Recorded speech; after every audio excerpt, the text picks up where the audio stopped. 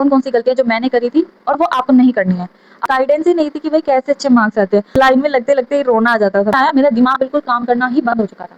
साल खराब कर सकती है भाई ये सब चीज़ें। इसकी शायद ये गलत ट्रैक पे चली गई। Hey everyone, this is Shalu Yadav, MBBS final year student at AIIMS Rishikesh. तो यार मेरे पास कमेंट्स आ रहे थे कि दीदी आपकी नीट की जर्नी कैसी थी, आपके मार्क्स कितने आए थे, आपकी रैंक कितनी थी और आपने कितने अटेम्प्ट लिए थे। तो मैं इस वीडियो में ये सब चीज़ें आपसे शेयर करने वाली हूँ और मैं बताऊंगी ये कौन कौन सी गलतियाँ जो मैंने करी थी और वो आपको नहीं करनी है। सो स्टार्ट करते हैं। तो सबसे पहले बात करते हैं मेरी 11th-12th की, जो कि मैंने स्कूलिंग से करी है। मेरे 12th क्लास में 96% मार्क्स आए हैं। हालांकि कुछ बच्चे जो 9th क्लास से भी स्टार्ट कर देते हैं, 11th क्लास से भी स्टार्ट कर देते हैं नीट की प्रिपरेशन, बट उस टाइम सच बताएं तो मुझे कोई इसका नॉलेज ही नहीं था। मुझे मुझे उस टाइम सिर्फ इतना पता था कि एक नीट का एग्जाम होता है जिसको क्रैक करने के बाद आप डॉक्टर बन सकते हो, बस इतना सा। और एक बात मैं और क्लियर कर देना चाहती हूँ आपको कि जो परसेंट होती है आपकी 12th क्लास की, जो मार्कशीट होती है, वो डिसाइड नहीं करती आपके फ्यूचर को।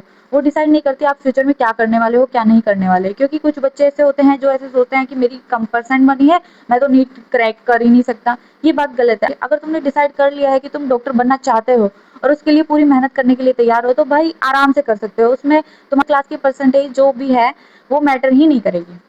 तो वहाँ से मेरे 12th क्लास के एग्जाम्स खत्म होते ही मैं आ गई कोचिंग करने। वहाँ पे मैं पहली बार घर से बाहर निकली थी, मुझे था क्या पढ़ना है क्या नहीं, कुछ नहीं। आ गई बस वहाँ पे कोचिंग में एडमिशन कराया, हॉस्टल में गई। हॉस्टल में एक तो फ़ोन अलाउ नहीं है। घर वालों से बात करने के लिए लाइन में लगना पड़ता है और वो भी संडे टू संडे बात होती है। तो ये तो कितना गलत है ना। वहाँ पे पहली बार ऐसे लाइन में लगते-लगते ही रोना आ जाता था मेरा तो। वहाँ पे एक मैंने गलती करी कि वहाँ पे जब मैंने क्लासेस जॉइन करी, मैंने टेस्ट दिए। मेरे शुरू-शुरू में इतने अच्छे मार्क्स नहीं आते थे। मेरे मार्क्स रहते थे 550 के अराउंड ही रहते थे। इसके आस-पास ही घूमते थे। मैं फर्स्ट साल गई तब। मैं बहुत ट्राई करती कि भाई मेरे अच्छे मार्क्स आएँ, लेकिन मुझे कोई गाइडेंस ही नहीं थी कि भाई कैसे अच्छे मार्क्स आते हैं। वहाँ पे इतने सारे नोट्स लिखवा दिए थे ना, इवन दैट बायो के। और बाद में वहाँ पे जाकर मुझे पता चला कि भाई एनसीईआरटी बुक होती है जिसको पढ़ना होता है, जिससे नीट में क्वेश्चंस आते हैं। लेकिन बायोलॉजी के नोट्स ही इतने ज़्यादा लिखवा दिए थे, मेरे दिमाग में ये घूमता था कि भाई अगर अपन नोट्स ही पढ़ लेंगे तो एनसीईआरटी पढ़ने की जरूरत ही नहीं है। एनसीईआरटी तो वैसे ही बहुत छोटी सी है। बस यही मेरी एक गलती हो गई थी, पहली गलती, कि भाई मैंने एनसीईआरटी को लाइटली ले लिया और बाद में एनसीईआरटी ने मुझे हल्के में ले लिया। और उसके बाद जब हमारा नीट का एग्जाम आने वाला था, उसके 1 महीने पहले ही कोरोना आ गया और सब हॉस्टल खाली कराने पड़े, सबको घर भेज दिया। उस टाइम पहली बार कोरोना आया था, तो इतना टाइम ऑनलाइन का इतना सिस्टम भी डेवलप नहीं हुआ था। सब पहली बार हो रहा था ये सब चीज़ें, और कंटिन्यूटी, कंसिस्टेंसी सब खत्म हो गई थी। आप सोच ही सकते हैं नीट के जो लास्ट के 2-3 महीने होते हैं वो कितने ज़्यादा इंपॉर्टेंट होते हैं, और वो हमारे पानी में चले गए थे। और फिर मैंने नीट का एग्ज़ाम दिया और मेरे आ रहे थे 540 मार्क्स आ रहे थे और उस टाइम कट ऑफ गई थी 580। मतलब मेरा सिलेक्शन नहीं हुआ था पहली बार। और मेरे दिमाग में एक बात चलती है कि भाई 12th क्लास में इतने अच्छे मार्क्स आए हैं तो ये तो पहली बार ही कर लेगी। भाई ऐसा नहीं होता। अगर तुम्हें प्रॉपर गाइडेंस दी जाती है, अगर तुम्हें प्रॉपर एक्सपोजर मिल जाता है चीज़ों का, तो आप कर सकते हो आराम से। मैं ऐसा नहीं बोलती कि पॉसिबल नहीं है, पॉसिबल है, बहुत सारे लोग करते भी हैं। लेकिन तुम्हें एक गाइडेंस की ज़रूरत होती है। तुम्हें एक परफेक्ट मटेरियल चाहिए होता है कि जिससे तुम ऐसे कम एफर्ट में भी अच्छा आउटकम ले सकते हो। तो ऐसा था। फिर पापा ने ऐसे सोचा कि कोई बात नहीं, कि फर्स्ट साल था, थोड़े नंबरों से रही है, इसको एक और अटेम्प्ट दे देते हैं। तो एक और अटेम्प्ट लेने के लिए मैं आ गई वापस से कोचिंग करी। और मैं ये नहीं बोलूँगी कि ऑनलाइन कोचिंग बेस्ट है या ऑफलाइन कोचिंग बेस्ट है। भाई तुम्हारे ऊपर डिपेंड करता है कि तुम्हें ऑनलाइन प्रेफर करना है या ऑफलाइन प्रेफर करना है। ये तुम डिसाइड करोगे, कोई और डिसाइड नहीं करेगा कि तुम्हें ऑनलाइन चाहिए या ऑफलाइन चाहिए। बच्चे ऑनलाइन में भी अच्छा पढ़ते हैं और ऑफलाइन में भी अच्छा पढ़ते हैं। तो ये क्वेश्चन मुझसे बहुत पूछता है कि दीदी ऑनलाइन ले या ऑफलाइन ले। भाई तुम्हारे ऊपर डिपेंड करता है कि तुम जहाँ कंफर्टेबल हो वहाँ लो, क्योंकि दोनों में सिलेक्शन होते हैं, ऐसी बात नहीं है। तो मैं वापस से कोचिंग आ गई थी। उस टाइम मेरे दिमाग में सिर्फ एक ही चीज़ घूम रही थी कि भाई ये तुम्हारा लास्ट चांस, और अगर नहीं हो पाया बाय चांस तो तुम फेस ही नहीं कर पाओगी इन सब चीज़ों को वापस से। और मैंने जो पिछली साल गलतियाँ करी थी कि भाई मैंने एनसीईआरटी नहीं पढ़ी थी, लाइक ये सब चीज़ें, कि मॉक टेस्ट में मैं प्रॉपर देने लगी थी, मेरे मार्क्स भी अच्छे आने लग गए थे, एनसीईआरटी भी पढ़ने लग गई थी, सब कुछ सही चल रहा था। मेरे मार्क्स लाइक रहते थे 630 640 इसके समथिंग अराउंड रहते थे। और ऐसे बोलते हैं जो आपके मॉक टेस्ट में जितने नंबर होते हैं उससे प्लस माइनस 10 लगा लो, उतने ही आपके नीट के एग्जाम में आने वाले हैं। तो मेरा ऐसे था कि सिलेक्शन तो ले ही लूंगी। बट पता नहीं क्यों एक ये प्रेशर, रिपीटर जो बच्चे होते हैं ना वो बहुत अच्छे से फील कर सकते हैं, क्योंकि उनके दिमाग में एक तो वापस से सब कुछ जीरो से करना पड़ता है, तो एक प्रेशर एक्स्ट्रा आ जाता है कि भाई तुम्हारा तो साल वेस्ट हो रही है, सबकी उम्मीदें हैं, पैसे अलग से लग रहे हैं, ये सब चीजें दिमाग में चलती रहती है, चलती रहती हैं, है ना। और ये चीज़ें इतना डिमोरलाइज़ कर देती हैं कई बार इंसान को कि मैं एक टाइम पे डिप्रेशन में भी चली गई थी। वहाँ पे मैं किसी से बात नहीं करती थी, कुछ नहीं, मैं ऐसे सोचती थी अगर कुछ भी ऐसे मैंने थोड़ा-सा भी इधर-उधर घूम लिया तो मेरा टाइम वेस्ट हो जाएगा, मेरा सिलेक्शन नहीं हो पाएगा, ये वो, मैं कहीं नहीं जाती, पूरे दिन रूम पे रहती और किसी से बात नहीं करती, ना हँसना, कुछ भी नहीं। ऐसा हो गया था। फिर मैंने बाद में अपने आप को सँभाला कि भई ये क्या हो रहा है? अब जब ऐसे करूँगी तो मैं डेफ़िनेटली खो दूँगी अपने आप को। बस तो फिर मैंने अपने आप को रिलैक्स किया कि भाई ठीक है, जो होगा देखा जाएगा, अपनी तरफ से मेहनत करते हैं। तो वापस से मैंने स्टार्ट किया, मेरे मॉक टेस्ट दिए, जो भी गलतियाँ हो रही हैं उनको एनालाइज़ किया, सब कुछ किया, बट मेरे दिमाग में एक चीज़ और खटक रही थी कि मैंने इतने टेस्ट दे लिए थे कि होते थे, उनमें क्वेश्चन रिपीट हो रहे थे और मेरे दिमाग में ऐसे होता है कि जो फिजिक्स के क्वेश्चंस होते हैं ना, वो भी रिपीट हो रहे थे और वो क्वेश्चन मेरे इतने रट गए थे कि मैं बिना आंसर निकाले, बिना क्वेश्चन सोल्व करे, कुछ नहीं, क्वेश्चन देखा और आंसर टिक लगाया, ऐसे हो गया था। बट इसका ये था कि इससे मुझे कॉन्फिडेंस नहीं आ पा रहा था। कॉन्फिडेंस नहीं आता तो फिर ये चीज़ें आपको बाद में रियलाइज़ होती हैं कि भाई क्या अंदर से आवाज़ ही नहीं आ रही कि तुम्हारा सिलेक्शन हो जाएगा या नहीं होगा। हालाँकि एक पॉज़िटिव ये था कि भाई मेरे मेरे मॉक टेस्ट में अच्छे मार्क्स आ रहे हैं। मतलब लाइक सब बोलते हैं कि प्लस माइनस 10 होता है, तो क्या पता, मतलब मैं सिलेक्शन ले लूँगी। मेरा इतना था कि सिलेक्शन ले लूँगी, लेकिन अच्छा लूँगी, बुरा लूँगी ये मुझे नहीं पता था कैसे लूँगी, बट ऐसा था कि सिलेक्शन ले लूँगी। तो उसके बाद हालाँकि मेरी उस टाइम हेल्थ भी ऐसे ही रह गई थी कि हेल्थ इश्यूज़ में मेरे बहुत होने लगे थे, मुझे खाना सूट नहीं करता था और खाना खाते ही सुबह-सुबह मॉर्निंग सिकनेस तो मेरे हमेशा से ही रही थी उस टाइम। ऐसा कि सुबह उठते ही मुझे उल्टियाँ हो जाती थी और जैसे ही मेरा नीट का एग्ज़ाम का डे आया, मेरा जयपुर सेंटर था, तो मैंने सुबह उठते ही मेरे वॉमिटिंग स्टार्ट हो गई थी। कुछ भी खाती, वॉमिटिंग हो जाती उस चीज़ से, डिहाइड्रेशन इतना सब कुछ ऐसे हो गया, मैंने एनर्जी ड्रिंक भी लिया बट कुछ फ़र्क नहीं है, सब वॉमिटिंग हो रहा है। मेरा सर दुख रहा है वो अलग से, लेकिन मैं फिर भी चली गई, चलो यार अब उस चीज़ को मैंने इतना टाइम दिया है, अब ये एक दिन के चक्कर में थोड़ी खो थोड़ी सकती हूँ। लेकिन ये आपको पता चलेगा कि आपकी मेंटल हेल्थ और फिजिकल हेल्थ कितनी ज़्यादा इंपॉर्टेंट होती है कि आपकी पूरी साल खराब कर सकती है भाई ये सब चीज़ें। इसलिए सबसे ज़्यादा इंपॉर्टेंस आपको अपनी मेंटल हेल्थ और फिजिकल हेल्थ पे देना चाहिए, क्योंकि अगर आपकी ये दोनों चीज़ें मतलब खराब होंगी ना, तो आपका आउटकम कभी भी 100% आ ही नहीं सकता। और ये मैंने रियलाइज़ किया जब मैं एग्ज़ाम देने गई, मैंने पेपर देखा, मैंने बायोलॉजी सोल्व करी, केमिस्ट्री सोल्व करी और जैसे ही फिजिक्स पर आया मेरा दिमाग बिल्कुल काम करना ही बंद हो चुका था, क्योंकि माइंड को ऑक्सीजन मिल ही नहीं पा रही थी। मैं क्वेश्चन पढ़ रही हूँ, मुझे कुछ समझ नहीं आ रहा कि क्वेश्चन क्या पूछ रहा है, सब कुछ उल्ट-पुल्ट हो रहा है। उस टाइम मेरे दिमाग में सिर्फ एक ही चीज़ आ रही थी, जल्दी से ये खत्म करूँ और यहाँ से निकलूँ।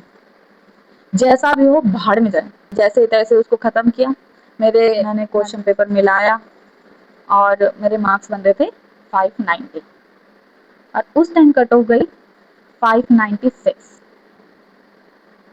शॉकिंग। पूरे ऐसे सब शांत कि ये क्या हो गया, अब क्या करेंगे। एक एक बार तो ऐसे आ रहा था कि भाई जो मिल रहा है वो दिला देते हैं, नर्सिंग करा देते हैं, कुछ भी करा देते हैं, अब भी है, साल भी वेस्ट हो गई, जो है वो करा ही देते हैं। लेकिन उस टाइम मेरे भाई ने ऐसे बोला कि शालू दीदी को एक और मौका दो, क्योंकि वो बहुत पास से रही हैं, अगर उनको एक और मौका नहीं मिलेगा तो उनको लाइफ टाइम का गिल्ट रह जाएगा कि वो कर सकते थे, वो किस पोजीशन पे जा सकते थे लेकिन वो नहीं जा पाए, तो वो एक और अटेम्प्ट डिजर्व करता है। मेरी मम्मी ने भी समझा, पापा ने भी सोचा ठीक है चलो यार जैसा भी है। उस टाइम मैं जनवरी में गई थी कोचिंग। एक मेरा जब सेकंड साल सिलेक्शन नहीं हुआ था, तो एक सबसे ज़्यादा रिलेटिव्स वो आके इतना ज़्यादा पूछते हैं कि क्या हुआ, कुछ कर रही हो, शायद पढ़ नहीं रही होगी या फिर कुछ। एक सर ने तो मुझे ऐसे बोल दिया था कि शायद ये गलत ट्रैक पे चली गई, इस वजह से इसका सिलेक्शन नहीं हो रहा, ये पढ़ती लिखती नहीं है, गलत ट्रैक पे है। क्या क्या मतलब निकालूँ मैं इसका? मैंने एक बात सीख ली कि रिलेटिव्स कोई काम नहीं आते, सब मतलब के हैं, किसी की बात मत सुनो, सब अपना-अपना काम करो, दुनिया जाए भाड़ में। आपके पेरेंट्स आपके साथ हैं, इससे ज़्यादा और कुछ नहीं चाहिए। मेरा दिमाग बिल्कुल ऐसे हो चुका था कि अब नहीं। उस टाइम तो ऐसे हो गया था कि मैंने भगवान को मानना ही छोड़ दिया। मेरे दिमाग में बस ये जो होता कि अगर भगवान होते मेरे साथ इतना बुरा थोड़ी करते। भगवान भी तो देख रहे थे। बट ठीक है, जो भी है, मैं वापस आ गई, जनवरी में मैं आई। मैंने कोचिंग चेंज करी, क्योंकि उस कोचिंग में मुझे नहीं जाना था, क्योंकि उसके मैंने इतने टेस्ट दे लिए थे, मुझे क्वेश्चंस याद हो गए थे।